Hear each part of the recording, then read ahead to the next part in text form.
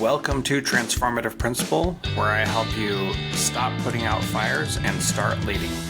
I'm your host, Jethro Jones. You can follow me on Twitter at Jethro Jones.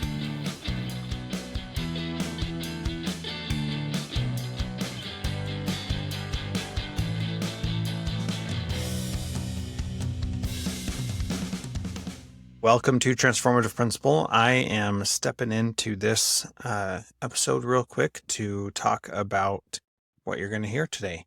So I was recently part of a panel discussion about the teacher shortage and had a great conversation with Charles Fournier and Kevin Stoller and Michael Horn, and really good stuff that we talked about. So I hope that you enjoyed this conversation about that. And the reason why we did this is because we need to be having more conversations about this. And I feel strongly that we are facing a real crisis as it relates to teacher shortage and teacher engagement in their day jobs. And I have my other podcast, My Bonus Money, which is all about how teachers can make extra money. And I do that not because I think that they should always have a side hustle or that they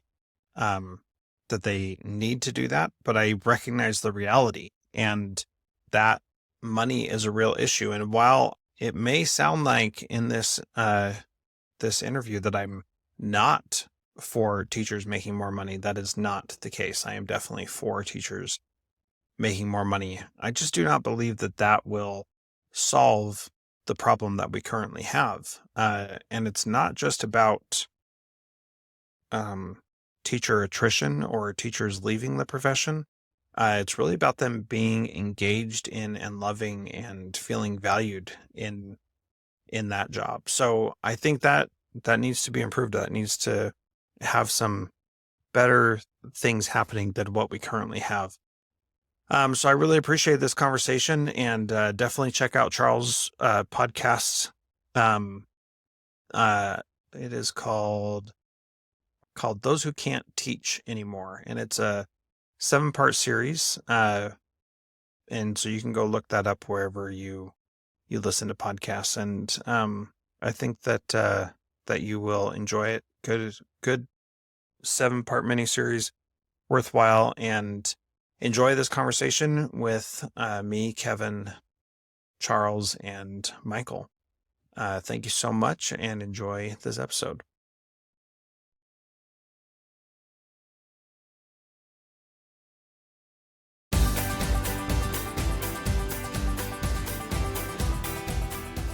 All right, well, I'll start it out here. So this is a roundtable discussion that kind of popped out of kind of the necessity. So it was really prompted, and I'll just kind of give a little bit of background of who I'm affiliated with as we go through here as I kind of pass it around. But I always say I'm a mission-driven entrepreneur that wants to improve education. And I have a few companies in the education world, but we also host a podcast, the Better Learning Podcast, that is really affiliated with several other organizations. So the people that are listening to this are coming from circles, everything from school leaders to architects and designers that build schools. And what prompted this is Charles Fournier has a series that came out, and I'm going to introduce you and kind of talk about that. But it really felt like this is something that we need to pull in more people's perspectives and start having discussion about how can we solve it? How can we all move it from all of our different perspectives and unique levels of influence? So Charles, I'll kind of hand it off to you from here. All right. Well, my name's Charles Fournier, and I'm an English teacher, high school English teacher, and I teach some concurrent enrollment classes. And I received a grant from the Fund for Teachers Fellowship, which is it's a self-directed professional development organization. They're wonderful. And really, my thought was to create a podcast about why teachers are leaving.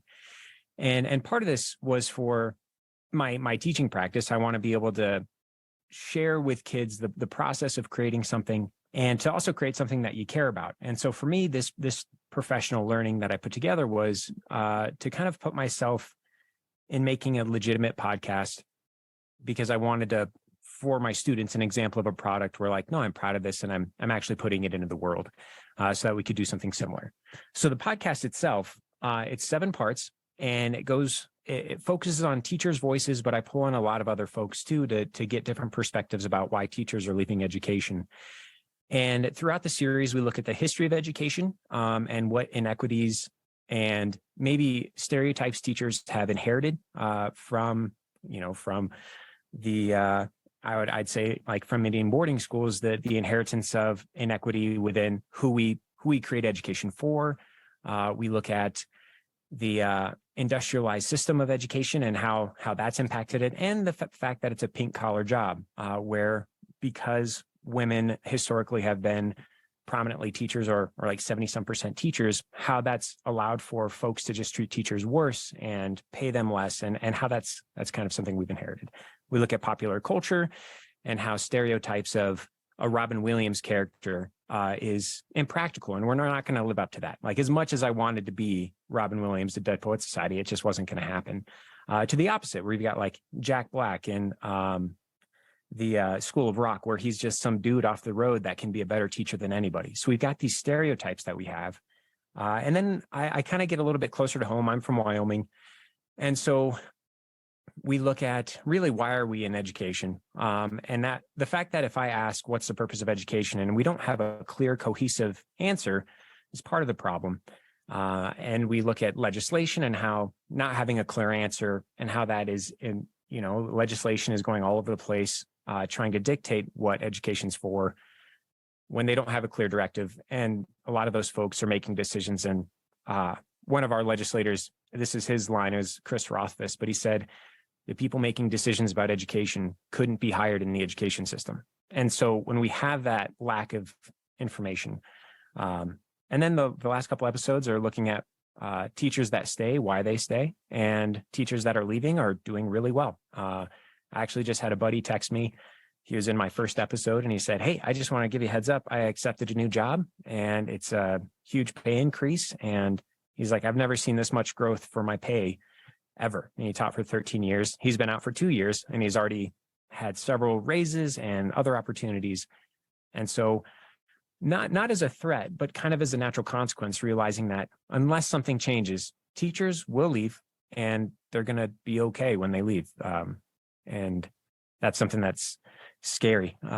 So yeah, that's the podcast. That's kind of where I'm at.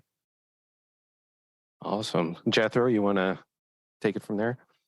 Yeah, so I'm a former principal, also a former English teacher, and also I'm the founder of the B Podcast Network, which is right now 16 shows all about education, and excited to be here. My biggest show, Transformative Principal, I started almost 10 years ago. And the big thing for me is that, and this is going to play into our conversation later, is that I learned that my own professional development is the responsibility of me and nobody else. And when I learned that for myself, then it really changed how I approached every learning opportunity.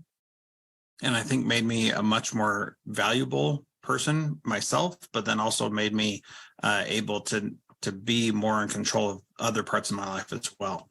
So thanks for having me, and excited for this conversation. Thanks for having us. And then Michael, let's hear your perspective. Yeah, last and least after those two. But I'll just say it's great to be here. Michael Horn, I founded the Clayton Christensen Institute, ran the education team there for just under a decade. And I've written a number of books on the future of education, really trying to move toward a system that personalizes learning for each and every student so that they can build their passions and fulfill their human potential.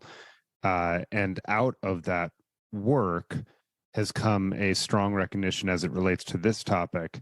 The job description we ask teachers to do is unsustainable and not conducive to creating this student-centered world of learning that I think we all hope for our kids. And second, that requires some real rethinking of what that teacher role is. And so in my most recent book, From Reopen to Reinvent, there's an entire chapter that comes at this around what would reinvention look like? What does the research around motivation for employees say about how we've designed the current teacher role? What does it mean from a historical perspective that we have layered on more and more demands on teachers over time, every time we see a societal ill. And what's the implication of that? What would be a better human capital model for educators and for serving students that is more in line with all those things? And then I'll say, as I was listening to Charles just talk, it occurs to me that the second thing I bring to the conversation is that my next book is about how people change careers and jobs in their lives. And so it's actually walking outside the education realm in one sense, but it's sort of the, I would say we're trying to be the modern day, what color's my parachute? And it's interesting because we've tracked literally thousands of individuals to distill the common quests, we call it, that they go on when they change jobs, and then how to help give them advice. So there's perhaps another element of this that's relevant as well to the conversation.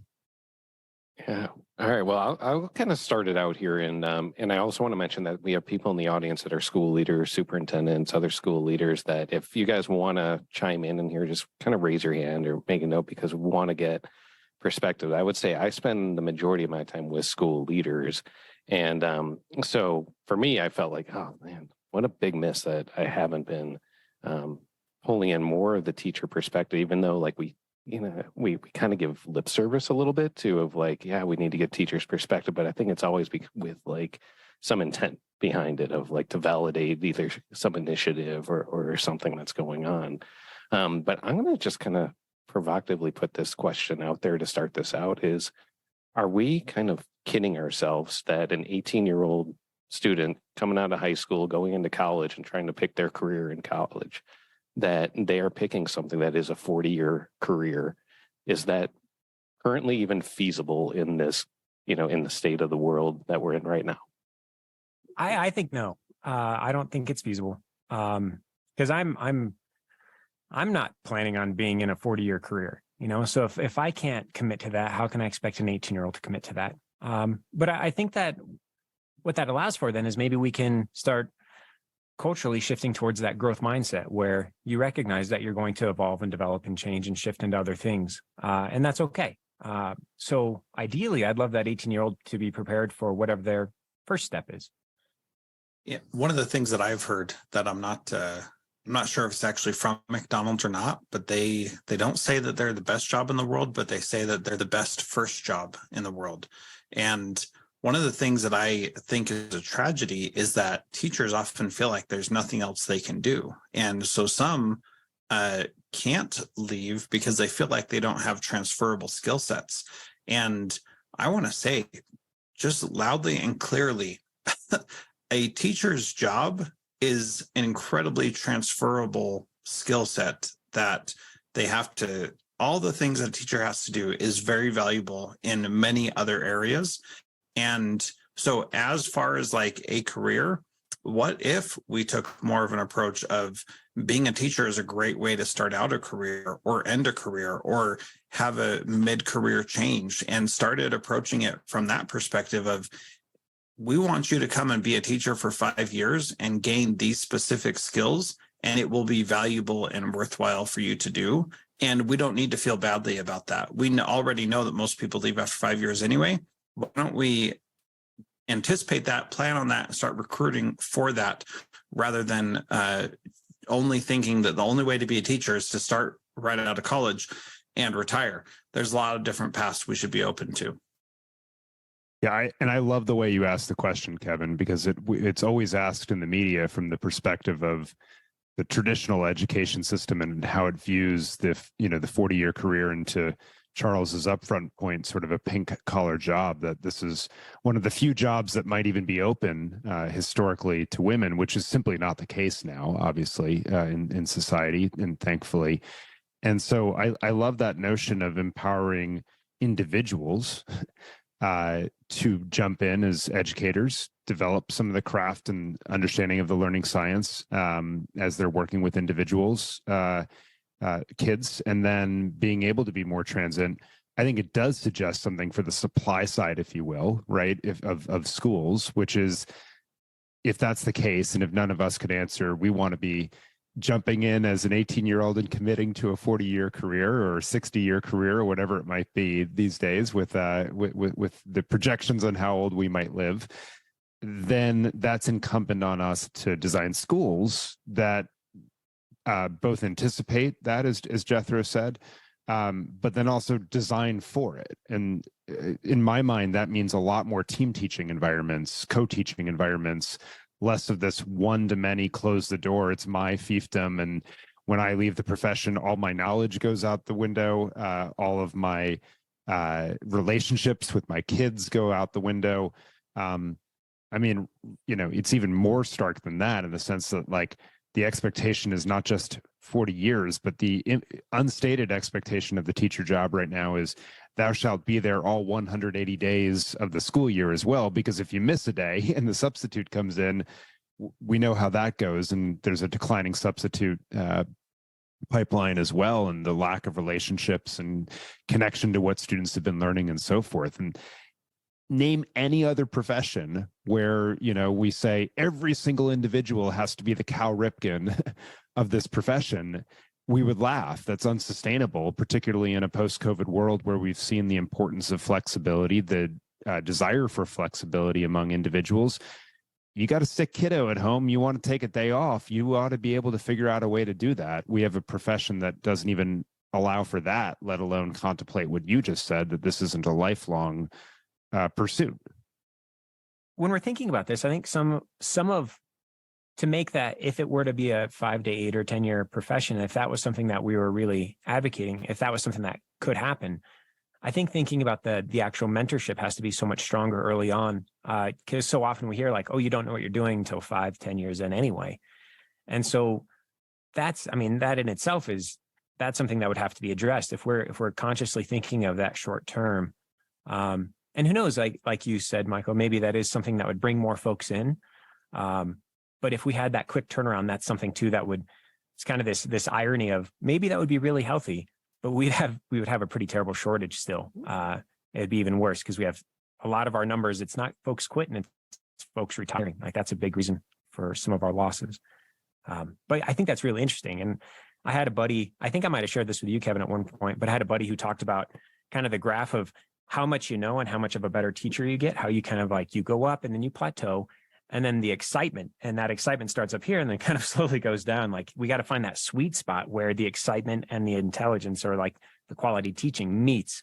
And if we can highlight that moment for as long as we can before you get jaded and bitter or, I don't know. But it's really interesting. But I just keep coming back to the quote that I think gets attributed to Deming, but I'm not even sure if he actually says it, but it was paraphrasing of like, the results we're getting are the perfect results of the system we created. And if we're all seeing this across the board, that at, whatever it is, whether it's 10, 20 years in there, that does start leveling off or start going down, the enthusiasm starts going down, and be like, well, that's a systems issue. This is not like, we can't expect, to your point, Charles, that teachers are superheroes and that you're always there. Like, it's something at the system level has to change to solve this issue. Yeah, 100%, right?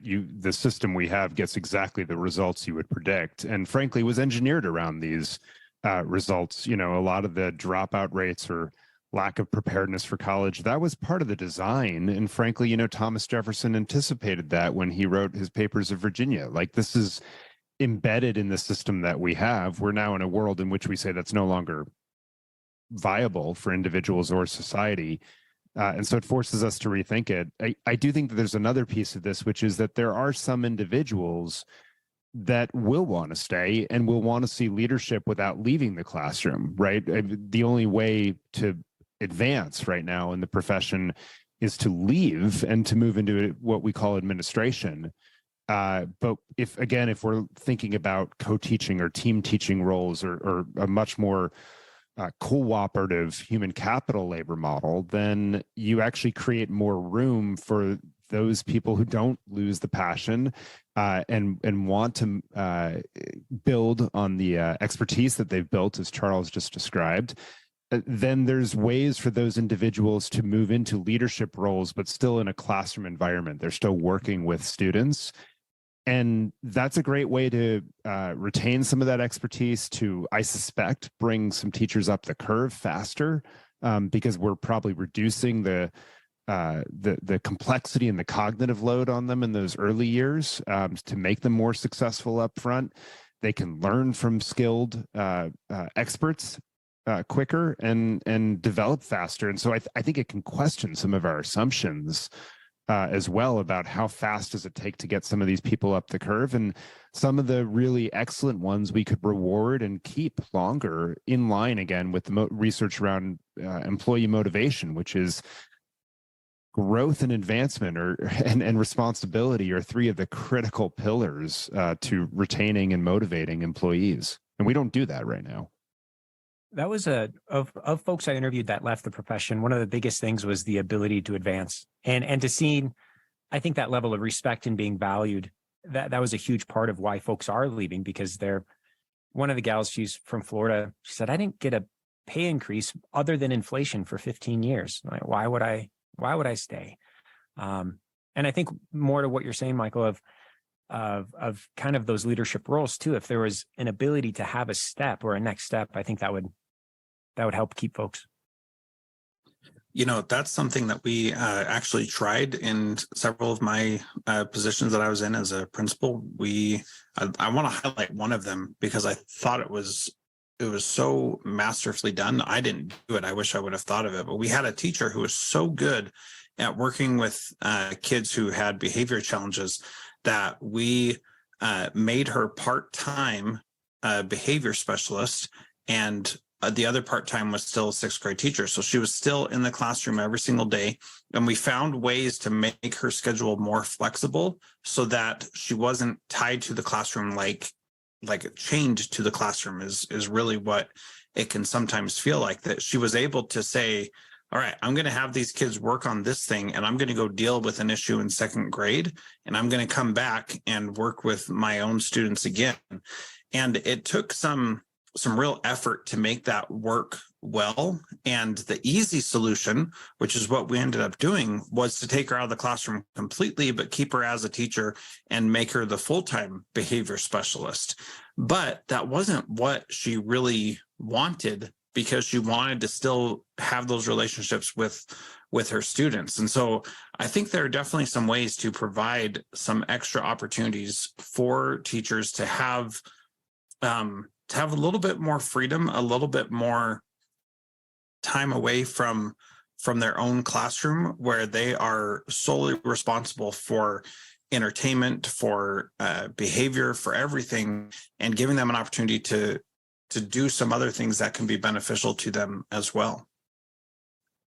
So I want to kind of talk about that a little, because this really becomes more of a leadership issue than the teachers. And Charles talks about in one of his episodes of like, whose role is it to address this? And Charles took this on like in this podcast project, beyond his normal role as a teacher to do that. And as leaders, what are the things that we can do? Because it's that constant push and pull of what's going on and legislatively, and what are the things they can do.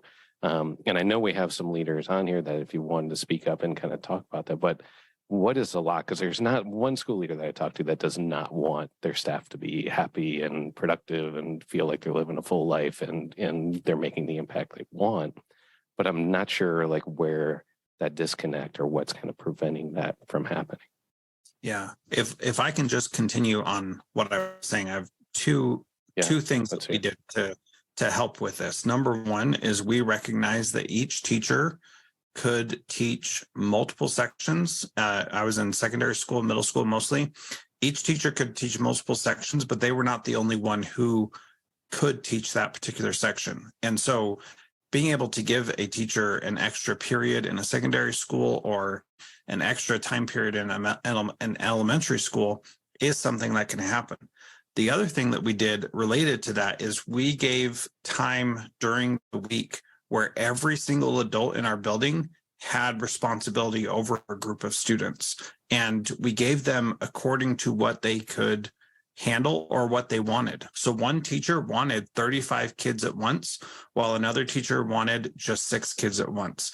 And because we had everybody working at that time with a group of kids, including the principal and the assistant principal, we were able to get our student to teacher ratio down to 13-1. And that is where people were able to build really powerful relationships and do really cool things with kids. So when it comes to leadership, you can do some of these things, but you have to put time and effort into it. And you have to think, what can I do to ease the burden on the people that are here with me? I have a question on that. You said the multiple sections, extra time. I guess I'm curious on what do you mean by the extra time period? Is it time for planning or time with kids? And then the working with kids, when you said you had that moment where you were the 13-1 ratio, what was that? Like, was that an authentic relationship thing? Was it what was going on? I guess. I'm just curious on the kind of the details of those. Yeah, so I'll address the first one first. So you're an English teacher. Let's say your school has 7 periods in a day. One of those days is your prep period. Well, other people could teach one of your other 6 classes. And so you could take an elective period. You could take a leadership period and do something with leadership during that time. Or you could just have an intervention class and do something like that. And so there are different options for that. And we can go more into detail for that if you want, but I don't think that's really the point here. The second piece is during that time, we called it synergy, where kids were working on a passion project, as it were. And because every adult was with kids, they could have a small group of 2 or 3 students or 2 pairs of 2 or 3 students, and they'd all be focused on the same thing. And if they had a bigger group, then kids were working on their own projects. But we ended up having, I think, 48 different projects happening in our school at that time. And so multiple teachers had multiple different groups of kids. And I had the student council, I was the principal. And having those systems in place just gave us a little bit of breathing room, is really what I'm saying. That teachers had some room to breathe and to have a less structured class. It wasn't tied to any content area. So the English teacher wasn't necessarily working on English focused things. It was more loose in that regard, that they were working with a group of students who were engaged and excited about what they were doing, or enrolled, as Seth Godin calls it. And that made it a more powerful relationship building type of experience that made the day more beneficial to everybody involved, because it wasn't so stressful. It wasn't so, I got to get through my content. It was, what are we working on today and how can we help these kids accomplish something meaningful? Just to add a couple other examples, because I don't actually think this requires policy change. It's really at the leader level. Exactly. If we do want to open the pathway open to more individuals without teacher certifications, that's a different. Then that becomes a policy conversation, right? If we're thinking about the more fluid workforce of the future. But just to stay on Jethro's point, a couple other models out of Arizona State University, their Mary Lou Fulton Teachers College right now, right? They're doing this next generation teaching workforce work, where they're working with districts to create larger groups of students. So say it's 100 students as opposed to 30. And you've got 3 to 4 teachers in the room. One of them might be a parapro or specialist or counselor, something like that, and 3 teachers. And then if you imagine where the world, I think, is going to these blended learning models that I advocate for, where the full curriculum is digital, and then you're doing projects and so forth as students, and you're not delivering content as the teacher to every student. You might be doing it in small group settings for sure and things of that nature. All of a sudden, you've created this world in which you accomplish a lot of what Jethro just talked about, right? One teacher is working with a small group of students on a particular misconception that they have. Another is coaching a bunch of individuals through a project. A third is roaming around and troubleshooting when students are having a particular question, and a fourth is conducting a small group a seminar, conversation out on the side or whatever it is. One backs off and says, hey, you guys cover, I'm going to do some observation and assessment, or think about what we're doing in the afternoon with these kids who've been struggling on this concept. Whatever it is, all of a sudden you've created a flexible, more room for ping-ponging off each other and teachers to lean into the different areas of expertise that they have, which isn't just content expertise. It might be Charles loves geeking out on the data and figuring out, where the kids are struggling. I hate the data. I don't want any part of it, but I love it when he tells me, go work with that small group of kids, and et cetera, et cetera. And so that's one model. The other one we've seen is public impact out of North Carolina. They have this opportunity impact work. They have a multi-classroom leader concept. So it's a teacher that essentially becomes a master teacher. They're managing 3 teachers in their classroom, and their time gets sort of broken up where they might jump into a class for a period, do what Jethro said. That teacher now has some planning time, thinking about professional development, growth, lesson planning, maybe working with one kid. Maybe that teacher's doing some master teaching to demonstrate something to the novice teacher, then cycles into the next one and across to the third. And so the observational periods that, you're asking a principal or instructional head of a school to do happen pretty infrequently, sometimes intimidating, not all that helpful sometimes, or all of a sudden happening with a trusted colleague on a much more frequent cadence, and jumping in to actually give time to teachers in some cases and create a career path as well. So those are 2 models that leaders can start to play with in different configurations and ways that I think can start to give some of the breathability that we're talking about as well. I'm curious on for both of you on both those scenarios. I'm curious on teachers' reactions to it and who developed those. Like, were teachers talked to in developing these programs? Were they a top-down thing, or was it a collaborative effort? And do teachers buy in? Because as really, Jethro, like hearing you talk about it, I know you're excited about it, but hearing some of the stuff you're saying, I'm like, that just sounds like more work. And so I'm curious on the teacher buy-in, just being somebody who I hear a lot of I hear a lot of ideas that people are excited about from top down, and it just turns into me having a lot more on my plate. So my experience at the places that I've gone is that it tends to be co-created with the teachers in the school. So there's this broad set of ideas I gave, right? And there's a bunch of exemplars, but how it fits into your context is your context, and you got to design it from the ground up. And it only works if you are taking things off the teacher's plates.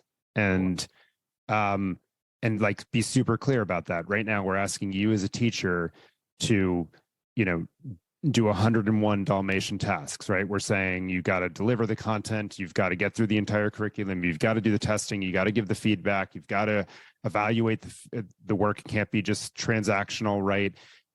You have to handle all the mental health, behavior, social emotional learning, counselor, like all classroom management. Like, there's a ton of tasks, right, that we have put on you as an individual teacher.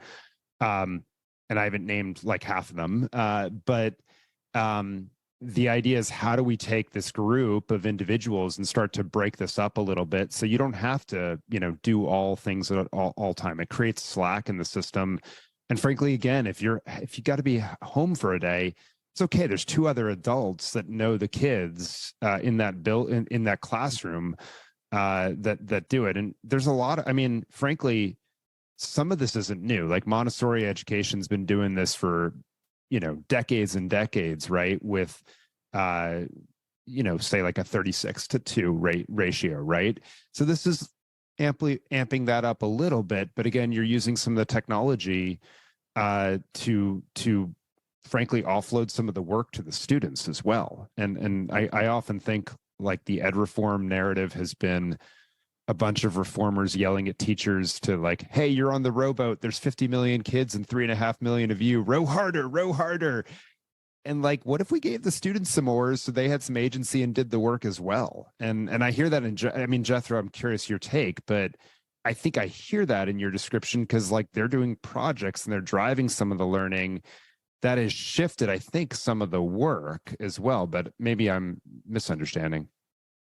No, you're definitely reading it right. The big thing for us was the idea, the time was definitely top down. That was my thing. And I said, this is what we've got to do for our students, but also for you. We did not reduce time in their content areas, and we did not give them an extra prep. And this was really important to me, because if we gave them an extra prep, then you're right, that it would just be one more thing to do. And so as I've interviewed teachers about why they became educators, because that's a question we ask when interviewing teachers, almost always their response is some form of I want to see the light go off in kids' eyes. And that's what's super rewarding, right? That resonates with pretty much every teacher out there. And so the way that I framed it to them was, this is an opportunity for you to see the light going off more often without you being the one to push it. So give kids projects, have them work on these things, and they figure out the problems. You are not supposed to teach anything during this time. Your whole point during this time is building relationships and helping kids achieve what they're trying to achieve. So it's not an extra thing on you. It's actually giving you more time to do the things that you went into education for to begin with. That's the beauty of both what Michael and I are talking about, is that it gives you more opportunity to do things that you're great at and that you want to be doing. Can I ask a question, Charles? And I'd love your take. And by the way, Kevin, this relates, frankly, I think, to redesigning spaces as well for these environments, because they don't work in a lot of the conventional classrooms, if we're being honest. But I'm just curious, Charles, like I tend to think that the popular perception of teachers is that they like to have their stage and all eyes on me. But when you get down to it with the teachers, I often see more of what Jethro's talking about, which is that they really want to connect individually far more than they get to with students and see those magic light bulb moments. And they're comfortable, if you will, with the trade-off of like, look, some of them love to be the performer, but far less than we might assume, I guess is what I'd say. But I'm curious how that lands from your perspective. I think you're right. I think it's a blend. I think the idea of being like the sage on the stage is appealing, but it's exhausting. And to do that every day is you gotta have a lot in your pocket. But when I think about my favorite projects or the things I do with my kids that are the best, it's what Jethro's describing. I wrote a grant to get radio equipment for my class, and I said, we're going to make a podcast. And so we listened to a bunch of exemplars, and I say, okay, like, what kind of thing do you want? What did you notice? And they create the rubric. And I know I'm trying to meet the standards at the same time. I think what Jethro's describing is cooler when it's outside of that. I feel like sometimes that's more relevant. Like I really, if we could get away from standards and just create cool stuff, that'd be rad. But that's actually not what I'm advocating either. Oh, no. Okay. Here's the amazing thing. When you follow a kid around and see what they're doing and are able to attach standards to what they're doing, right, that's even more fun, because then you're saying, here's all these other content areas where you are hitting the standards and they don't even know they're learning. That's what's so exciting. And so, I think that's, that's a structure that would be wonderful. And I think it's interdisciplinary, and it's, and I mentioned this on podcast, but I taught a road trip class with a buddy where we went on a trip and we did a lot of sociology, and you could argue we had English and literature and all these things. And it was that kind of what you're saying, like hey, we're hitting it because we're just doing good work of learning. And of course we're going to cover these things because it's innate in learning. But no, I think Michael, back to your question, I think teachers do love when kids can be set loose. I think of that as a coach. When I can set kids loose and they're figuring stuff out on their own, and they're playing with, I coach wrestling and playing with wrestling and that sort of thing, and they're just figuring stuff out. Oh man, it's awesome. It's the best. And then you still are there as the content expert to help them know this is not a productive line of inquiry. You need more knowledge here, right? This is a little empty calorie of a project, right? Or yes, you're impressing me with your video making skills, but you're not really digging into this or whatever, right? You can provide those pushes, but at a much more individual level. I do think we should call out where it may create more work, which is frankly just on the design end, on the front end, right? Which is that you've got to spend some more time thinking about what do those standards really mean, right? What would mastery of them look like? And maybe some, resources for research or learning the content up front. I often think the magic of a Montessori elementary school classroom is that like they don't worry if one kid like goes really far and fast, because like there's just another activity for them to do. They can keep learning, right? Going to the next thing. And so I think the design principle from that is you do have to have thought through not just say like high school biology, what the content is, but you also have had to think through when that high school freshman comes in, like science, all the things that they could do and master. And great, you want to go deeper here, fine, but some of you may be just ready to blow through and move into chemistry and physics concepts as freshmen, and we have to be ready for that. And so that requires, I think, more upfront planning. Once you build the scaffolding, I think then it becomes less work on the teachers, but there is that upfront lift, I think. Yeah, I agree wholeheartedly. There is that. I think some of what you're describing, it feels like I have a couple of colleagues I really respect, and seeing the kids in their classes just being so excited, but it's one of them's agriculture, one of them's speech and debate. And so it is a little bit more like the kids have to drive the course a little bit. And the amount of work these teachers do is incredible. It's they're there all the time. And there is quite a big payoff, which I think is really interesting. But those are the kids that also, and I think, I can't remember which one of you had mentioned it, but I think Michael, you mentioned it, but the idea of there has to be some accountability elsewhere. Because I think some of the things you're talking about, even classes, when I say, guys, we got free reign, like really, I can manage these standards to fit literally anything you want to do. And they don't want to do anything. And so how do we create that? I think some of it goes back to, I love you talking about the space of the classroom. How do we shift that? How do we shift kind of also how we think about learning and education? I think those are all big things that would help feed into some of what you guys are talking about. Well, thanks for setting up the space aspect of it. I wasn't planning to go there, but I do talk about, that space is important. I've actually like ranked it. What I think is the most important things. I feel like leadership is number one. Then I feel like number two is culture. And when I talk about culture, it's inside the building, but also outside within the community. I think the culture of the community is really big. We're missing it if we're not pulling in those perspectives and talking to our communities about what we're actually doing in here. Like this conversation right now, if you talk to just like a parent out there, they'd be like, what are you talking about? I don't like, what do you mean? Kids aren't sitting in straight rows, like, exactly the way school was when I was there. And then the third is the space. And I always say like, leadership obviously affects both of those things, but you cannot change the culture if you don't change the space. Like you can talk about doing all this, but then if you send someone back into a room that they've been in for 20 years the same way, it's just not going to happen on there. So appreciate you kind of bringing in there, because I do think it's a mix of it. It's change has to be visible to actually make it work. Sorry, thanks for letting me go there for a second on there. I'm going to introduce a topic that we're all going to hate: money. I just want to hear everyone's perspective. How much of this problem can be solved with money versus some of the things we're talking about here, and how that plays out from your guys' perspectives. So I'll be the person that says I don't think money is the issue, in the sense that we have the dollars in the system to do the work, but we do need to dramatically change the processes and where the dollars flow through to. So right now, a few things. One, all the changes that we just talked about are net neutral in terms of the budget. If we get into teacher salaries and teacher pay and dollars going to the classroom, well, that's a separate question. And there's sort of two answers on it. I think one is, let's be honest, a lot of the dollars are getting sucked up into the district administration and central office staff and not into the classroom right now. And it would be better deployed into the classrooms themselves to raise teacher salary.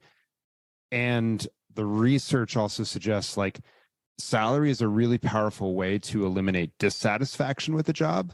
It's not a powerful way to create motivation and satisfaction in a job. And to be clear, both are important. Like what you call hygiene factors, eliminating dissatisfaction, really important.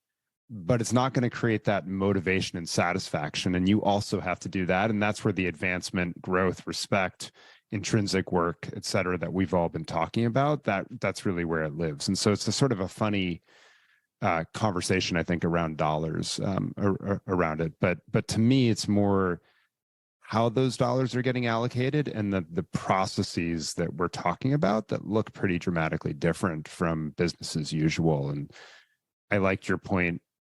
I'm going to call back to the point you just made, Kevin, and Charles, you made actually at the beginning, which is I do think that this gets down to a fundamental conversation around purpose in the communities of school first and foremost. Because if you don't start with a clear shared understanding of the why, and not an education jargon, like we can't be talking portrait of a graduate or something, just like shared understanding of like what we want these humans to be able to do when they leave our classrooms, then it's awfully hard to get to like the next order questions of like, gee, it could look different. Gee, the space ought to be different, right? And if you don't connect all those things, at least my experience is you can have some really cool school designs that start to open the ways for next generation teaching and learning models, but communities don't know how to use them if you haven't prepared the ground of around the why, because they're not ready for, you know, new for learning to look different.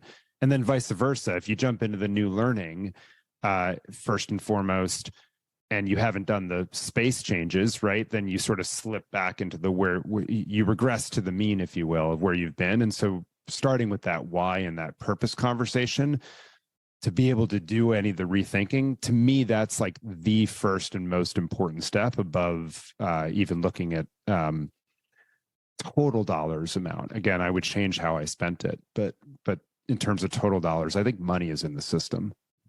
Yeah, having been a principal and a district level person as well, I would agree that the money is there, and we need to have some hard conversations about how to make that money be used better. And the reality is, buildings, like physical places, are expensive and they cost a lot to run. I was on the energy committee and I could not believe how much we were spending on things that you don't even think about, like air conditioning and heating, and how having school start a week earlier or end a week later could change the budget by hundreds of thousands of dollars in a large district.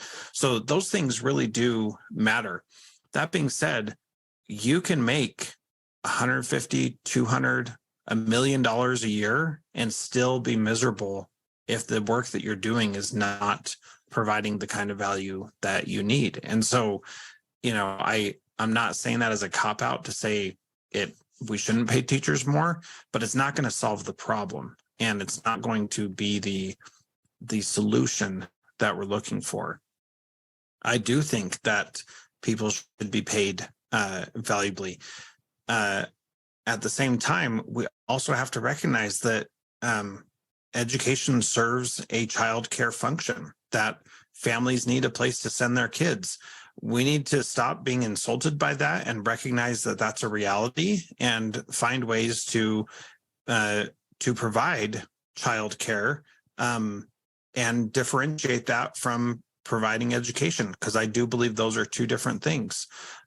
One example that I would have is I think that all clubs and activities should be brought into the school day and shouldn't be done outside of the school day, that they should be part of our curriculum and what we're teaching kids, and we should own that and accept it. And then we should provide, you know, if we need childcare after school as well, then we should talk about ways to do that also. And I know a lot of people don't like that idea, but you know, taking those teachers that Charles was talking about away even more from their families and then paying them a pittance as a coach or a club teacher, if they get paid at all, which is also a very real thing, is not helping the conversation either. I appreciate the idea that, you know, there's maybe money's not the answer, but I also like when you said, you know, maybe you're getting paid 100,000 to whatever, and then you went on up from there. And, you know, we're talking about being paid 30,000 to 40,000. And so, you know, I think it's humbling when folks have to have a roommate and they can't live on their own and they can't support their family. You can't ask them to say, do it for the love. That's not why we're here. Because if I stayed in construction, I'd be making triple what I'm making when I worked industrial ironwork, hands down. And I didn't need a degree. and I'd be doing a lot better pay wise than I am now. And I think to say you're not going to find happiness in money, maybe not, but you might find some security. You might find a home where you don't have a roommate. You might have some stability in relationships. And I think this is to another issue, when we talk about representation and who we listen to and who we talk to, we're a panel of 4 white guys. The circumstances are very different too for other folks and where you're from. And so thinking about like the value of money, if you're in an abusive relationship, how nice it is to have a pay that can get you out of that relationship because you're not relying on somebody else. And so when we think about pay is not the answer, maybe not on the whole list, like the whole scale. Absolutely. But in terms of recruiting teachers, none of my students, I guess I'm not going to say none. Most of my students, when I say, hey, do you ever think about being a teacher? And they're like, no way. I'm not going to get paid nothing to do that. So recruitment, money matters. And in terms of the idea of retention, if we do want to keep teachers, we talked about incentive and growth. Part of being in the country that we're in is that we equate value with money. And if I value you and I respect you, it's because you probably have more money. And I think that's maybe foolish thinking. But with that said, we see how little we value teachers based on how little we pay them. And I do think it's a legislative piece. And I think that's something that has to do with policy. And like you say, how we distribute money. But I agree with a lot of what you guys are saying, that money can be spent more wisely. And I think, again, it goes to communication, where I think we get resources bought where I say, we don't need that. Why are you buying us this stuff? And with that said, though, we can't disregard the fact that teachers need to be paid more. And I want to make sure that point is very clear. Yeah, and I appreciate you saying it, Charles. Just quickly, this is also regional disparities, right? So, Yes. Yeah. like the average teacher salary in the United States is $65,000, I think, which is above the median average for the country as a whole. In Massachusetts, where I live, I recently just saw something that said it was 42,000 for the national average. Pretty sure it's well above that. If you not starting salary. Okay. I see. Yeah, starting salary. I suspect you're right, but look, I'm in Massachusetts, where I don't want to get the numbers completely wrong, but there are certain urban districts that are spending $29,000 per student, and that's a pretty good. That gives some of the private schools a run for the money in terms of dollars, but I don't think most of the money is going down to the classroom level, and so that gets to that point.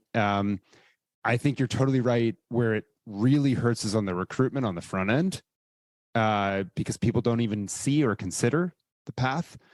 And I think we also have to be honest that we've made some choices on that historically as a country, where we chose lower class size instead of giving teachers raises and bigger starting salaries. And really, before we just that historical piece, so much historically is tied to women being in the profession. Like when there were cuts across the country because we were going to war and we needed money. And we backed up and we leveraged that. Yeah. Oh, and constantly. So I think, like saying historically we allowed that, but I think historically it's a larger problem that was very much a gendered problem. And I just want to make sure that that has to be in the front of our mind as well. Yeah, I don't disagree. I'm just saying, so now we're dealing with this legacy where we've made a bunch of choices. And